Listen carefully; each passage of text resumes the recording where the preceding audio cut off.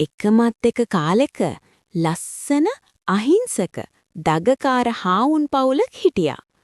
එයාලා ලස්සනට සමගිව එකමුතුව හිටියා. අම්මයි තාත්තයි දුවයි පුතයි තමයි මේ පවුලේ හිටියේ.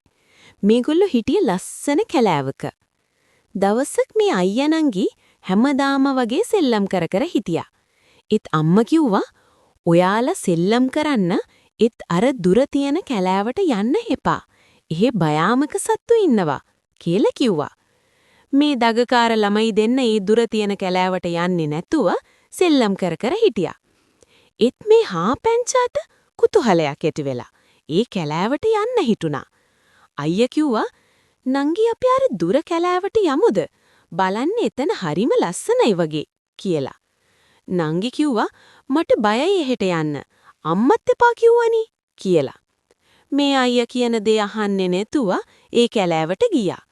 එයා සිතුටින් හිටියත් එකපාර ගොඩාක් භයානක වෘකෙක් ආවා. මේ හාපුංච ගොඩාක් බය වෙලා දුවගෙන ගෙදර ආවා. ඒ නපුරු වෘකයගෙන් බේරිලා.